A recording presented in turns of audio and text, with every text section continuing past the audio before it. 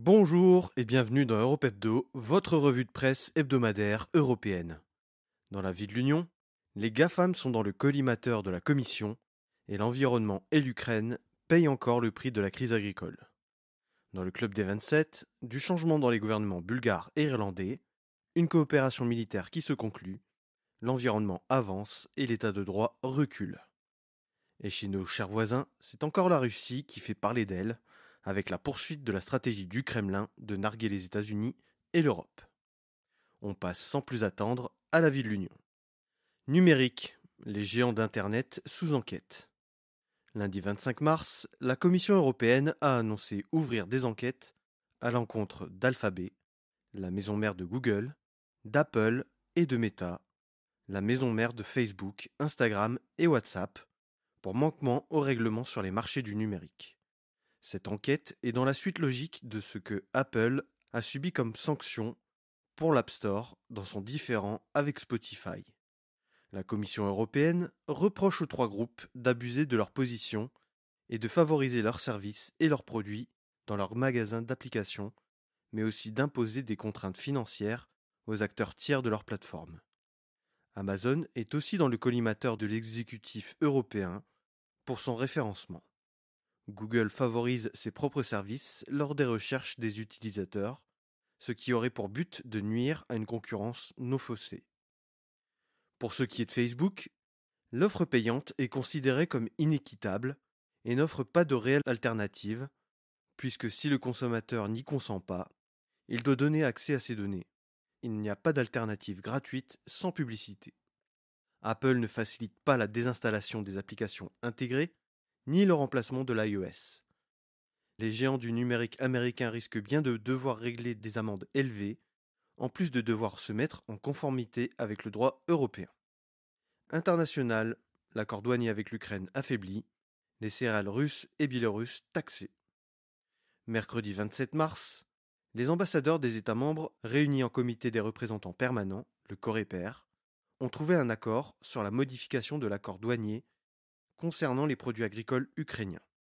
Les 27 ont décidé de plafonner des produits agricoles ukrainiens comme la volaille, le sucre, l'avoine, le maïs, les gruaux et le miel, et une fois ce plafond dépassé, l'Ukraine devra payer des droits de douane comme avant la guerre.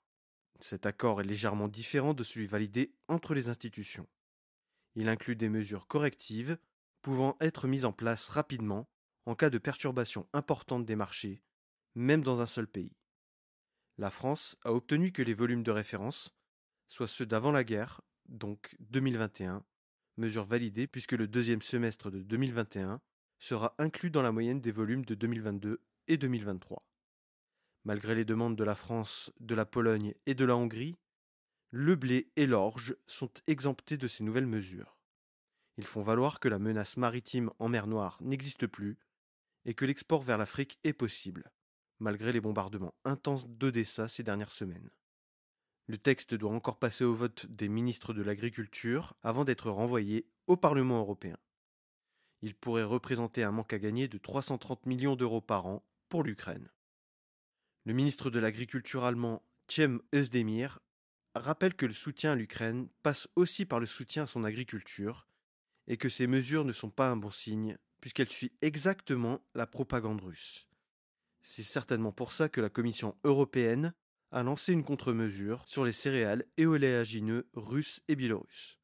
Elle propose de porter les droits de douane à 95 € par tonne, ou 50% de la valeur des céréales, huile et produits dérivés, alors qu'actuellement, les droits de douane sont nuls ou quasi nuls. Entre juillet 2023 et janvier 2024, les importations de céréales russes dans l'UE ont augmenté et les importations mensuelles sont toutes supérieures à la moyenne de ces 5 dernières années. L'importation de céréales russes ne représentait que 1,5 million de tonnes. Imposer des droits de douane aux céréales et oléagineux russes et biélorusses devrait compenser un peu les mesures prises contre les produits ukrainiens. Environnement. Les 27 retardent le vote de la loi de restauration de la nature. Alors que les 27 se réunissaient en formation environnement lundi 25 mars, c'est la consternation qui en ressort. Alors que le texte était ressorti largement affaibli après des offensives répétées du PPE, et que le Conseil semblait être sur le point de voter, la Hongrie est venue s'y opposer, ne permettant pas d'atteindre la majorité qualifiée. La Hongrie avait annoncé sa position dès le 21 mars, dans l'optique de montrer aux agriculteurs qu'elle écoute leurs préoccupations sur les mesures environnementales. Elle a donc rejoint la Suède, la Pologne, la Finlande, les Pays-Bas, la Belgique, l'Autriche et l'Italie. Pour certains, c'est pour défendre leur industrie forestière, d'autres pour répondre au mécontentement de leurs agriculteurs. Pour rappel, le règlement prévoyait la restauration d'au moins 20% des terres et des mers de l'UE d'ici à 2030 et de tous les écosystèmes dégradés d'ici à 2050. 80% des habitats et 70% des sols européens sont en mauvais état, 40% des poissons d'eau douce et 17% des mammifères sont menacés d'extinction. Si le Conseil amende le texte, il est fort probable que le texte soit renvoyé au Parlement européen fraîchement élu, ce qui pourrait être synonyme d'enterrement de première classe si l'extrême droite est en capacité de rompre la grande coalition entre PPE et PSE. Environnement encore, le Conseil adopte un règlement plus strict sur le transfert de déchets pour recyclage. Lundi 26 mars, les 27 ont voté à l'unanimité la révision du règlement sur les transferts de déchets. Le texte a pour objectif d'aboutir à une gestion des déchets plus locale et une augmentation du recyclage des matières premières. Entre États membres, il faudra désormais l'approbation des autorités du pays d'origine et du pays de réception. Les formalités pour le recyclage seront simplifiées et accélérées. Il y aura aussi plus de restrictions pour l'envoi de déchets en dehors des pays de l'UE ou de l'OCDE. Il faudra prouver que le pays de destination des déchets a la capacité de les traiter. Des audits seront exécutés par des agences indépendantes et la Commission aura des pouvoirs de contrôle. Les États membres seront un peu forcés d'investir dans le traitement des déchets et certainement d'adopter des campagnes de prévention pour réduire les déchets de leurs concitoyens. Agriculture, la réforme express de la PAC validée par les 27. Je vous en parle depuis quelques semaines, la Commission avait proposé de rendre plus flexibles certaines règles environnementales dans le cadre de la PAC. Après le Parlement européen qui a déclenché la procédure d'urgence pour faciliter le processus, c'est désormais le Conseil de l'UE qui donne son aval. Les ministres de l'Agriculture étaient sous pression lors du vote, mardi 26 mars, puisque les agriculteurs s'étaient rendus sur le rond-point Schuman et dans la rue de la Loi et la rue Belliard pour bloquer les grands axes du quartier européen. Le ministre de l'Agriculture belge, qui présidait la séance dans le cadre de la présidence tournante de son pays, a déclaré que les agriculteurs étaient audibles même dans la salle de réunion. Les ONG environnementales WWF, BirdLife International, le Bureau européen de l'environnement, Client Earth et le Bureau européen des unions de consommateurs regrettent que la Commission n'ait pas effectué d'études d'impact. Le texte doit repartir au Parlement européen et sera probablement voté lors de la dernière plénière avant les élections européennes, entre le 22 et le 25 avril. Passons désormais au Club des 27. Bulgarie, en route vers des élections anticipées. Alors que le contrat de gouvernement stipulait que tous les partis membres du gouvernement allaient disposer du poste de Premier ministre, cette proposition n'aura pas survécu à la répartition des postes ministériels. Alors que Maria Gabriel, ancienne commissaire européenne et membre du GERB, devait succéder au Premier ministre actuel Nicolae Denkov, membre du PPDB, le GERB sort des négociations dimanche 24 mars. Alors que les deux partis s'étaient accordés sur les objectifs du gouvernement, le GERB n'accepte pas la position du PPDB concernant le ministère de l'Intérieur. Pour autant, il n'est pas certain que le GERB aille jusqu'à provoquer de nouvelles élections, le parti ayant emmené le pays dans une crise politique profonde sous la houlette de Boyko Borisov, accusé de nombreuses affaires de corruption. Alors pour le moment, c'est wait and see, mais le PPDB ne peut gouverner seul, et les électeurs semblent fatigués d'aller de crise en crise, permettant même l'éclosion d'un parti d'extrême droite pro-russe assumé, allié du Rassemblement national pour les européennes. France et Allemagne, le projet de char franco-allemand en passe d'aboutir. Je vous le racontais la semaine dernière, la France et l'Allemagne se sont entendues pour l'installation d'usines d'armement sur le sol ukrainien avec le consortium KNDS, rassemblant le français Nexter et l'allemand Krauss Maffei Wegmann. Lors de cette même réunion, les deux ministres de la Défense, Sébastien Lecornu et Boris Pistorius, ont annoncé des avancées majeures autour du système principal de combat terrestre, le MGCS. Il aura fallu du temps pour que les constructeurs français et allemands s'accordent sur la répartition des tâches, dans la continuité du SCAF, le système d'avions de combat franco-allemand. Un protocole sera signé le 26 avril à Paris. À terme, le MGCS devrait remplacer les chars Leclerc et Léopard, mais ce n'est pas pour tout de suite. Dans le meilleur des scénarios, les premiers chars sortis d'usine devraient être opérationnels en 2035. Allemagne encore, deux bonnes nouvelles pour l'environnement. Deux nouvelles cette semaine donnent de bonnes raisons d'espérer que l'Allemagne va tenir ses objectifs climatiques à l'horizon 2030, mais en plus qu'elle sera moteur dans la transition écologique. Tout d'abord, 7 centrales électriques au lignite, un dérivé de charbon, qui produisait 3,1 gigawatts par an, ferment leurs portes fin mars. Elles avaient été relancées après le début de la guerre en Ukraine et la fin de l'importation de gaz russe. En 2023, le charbon représentait 26% de l'électricité allemande, contre 33% en 2022. Une bonne nouvelle pour tenir les objectifs d'émissions de gaz à effet de serre que le pays s'était fixés pour 2030. Mais aussi, comme je vous l'avais raconté en janvier, le gouvernement allemand avait pu convaincre Northvolt d'implanter sa gigafactory de batteries et la pose de la première pierre a eu lieu cette semaine. Le chancelier Olaf Scholz a inauguré la construction le lundi 25 mars.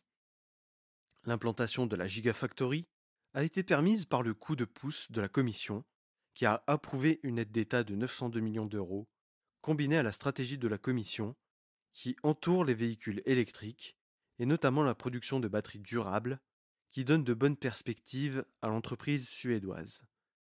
La Gigafactory est donc en train de s'installer à Dithmarschen, dans le land de Schleswig-Holstein, ville qui dispose de 888 éoliennes. La Gigafactory permettra donc la création de 3000 emplois pour un investissement de 4,5 milliards d'euros. Irlande, Simon Harris, Premier ministre. Leo Varadkar étant démissionnaire, il fallait que le Fine Gael désigne son nouveau leader, destiné à devenir dans le même temps le Premier ministre du pays. Il n'y avait qu'un seul candidat, et c'est donc Simon Harris qui décroche la plus haute fonction politique du pays. Simon Harris, 37 ans, sera donc investi Premier ministre le 9 avril.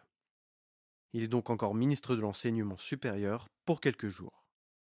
Il s'est exprimé en faveur des petites entreprises, il veut redonner de la valeur au travail et assumer son engagement pour l'Europe. Pologne, un scandale de faux diplômes ébranle le pays. C'est un scandale qui va un peu plus ternir l'image du PIS en interne. Alors que le parti Droit et Justice était au pouvoir, il a changé les conditions pour pouvoir entrer dans les conseils d'administration des entreprises d'État en y intégrant les Master of Business Administration, des MBA, des diplômes très reconnus d'écoles de commerce contournant de fait le concours public très exigeant. L'université Collegium Humanum proposait de telles formations à des prix défiant toute concurrence, près de 2000 € l'année, pour des cours en ligne entre 3 mois et 1 an. D'après d'anciens élèves, les cours étaient de piètre qualité. On peut donc supposer que le PIS en a profité pour placer ces hommes au sein des directions des entreprises publiques du pays. Mais le scandale ne touche pas que le principal parti d'opposition. Beaucoup de cadres d'autres partis, et notamment de la coalition civique de Donald Tusk, auraient eux aussi profité de la manœuvre. Le bureau anticorruption a arrêté 7 personnes le 23 février, dont le fondateur Paweł Czarnecki, inculpé de 30 chefs d'accusation, notamment pour participation à des activités criminelles en bande organisée, détournement de fonds et abus de biens sociaux.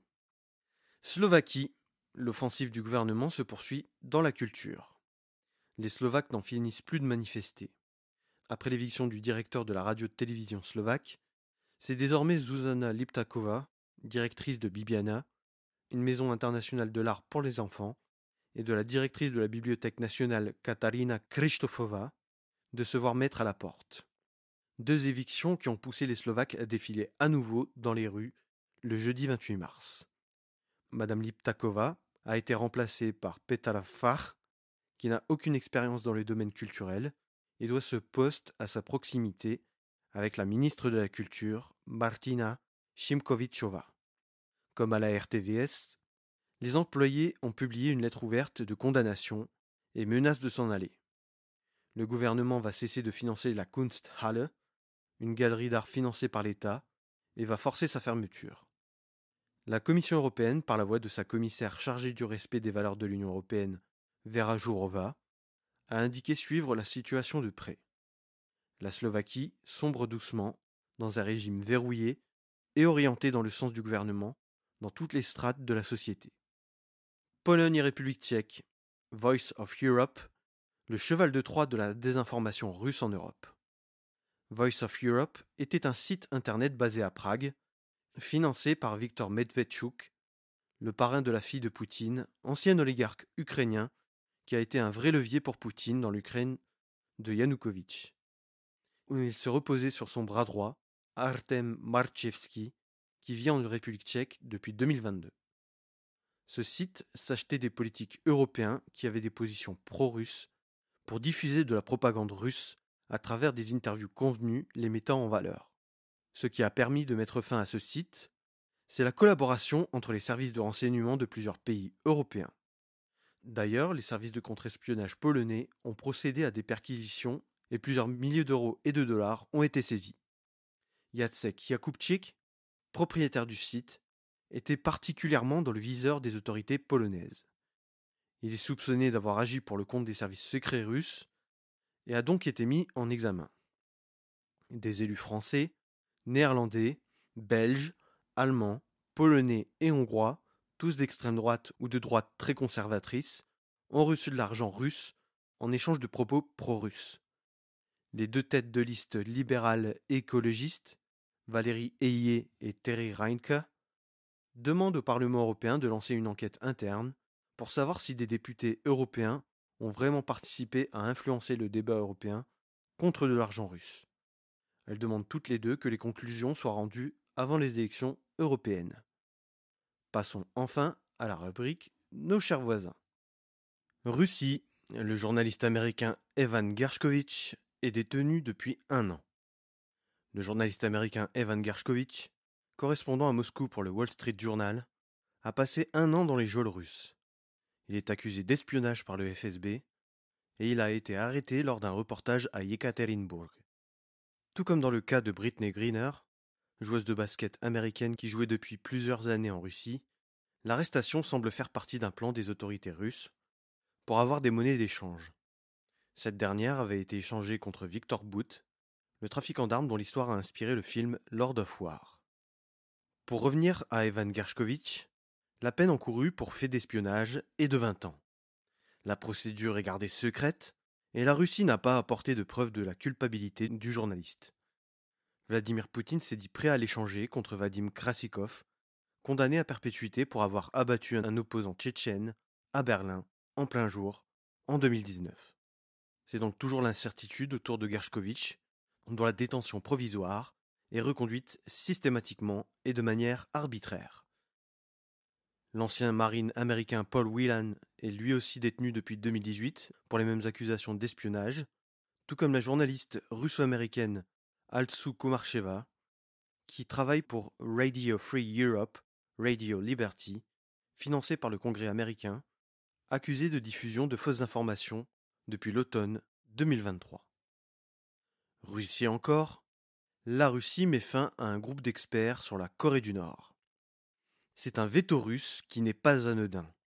La Corée du Nord, placée sous supervision d'un groupe d'experts pour évaluer l'application des sanctions à l'encontre de Pyongyang, est désormais libérée de cette contrainte. La Russie et la Chine ont justifié leur veto par la situation humanitaire de la Corée du Nord. Mais il est fort à parier que la coopération militaire entre la Russie et la Corée du Nord est certainement une bien meilleure explication. Depuis plusieurs mois, les renseignements occidentaux ont réussi à relier la Corée du Nord à la guerre en Ukraine, puisque des obus coréens se sont retrouvés sur le champ de bataille ukrainien. Les sanctions à l'encontre de la Corée du Nord, qui s'appliquaient depuis 2006, était liée à son programme nucléaire, avec des sanctions renforcées en 2016 puis 2017. En 2019, la Russie et la Chine appelaient déjà à l'arrêt de ce groupe d'experts pour des raisons humanitaires. Alors que le mandat du groupe d'experts devait être prolongé d'1 an ce jeudi 28 mars, la Russie a posé son veto. Le ministre des Affaires ukrainien Dmytro Kuleba a accusé la Russie de vouloir cacher son utilisation d'armes nord-coréennes par ce veto. Le groupe d'experts commençait d'ailleurs à se pencher sérieusement sur la collaboration avec la Russie. Voilà, c'est tout pour cette semaine. Merci d'avoir écouté Europe Hebdo et je vous donne rendez-vous la semaine prochaine. À bientôt sur Europe Hebdo.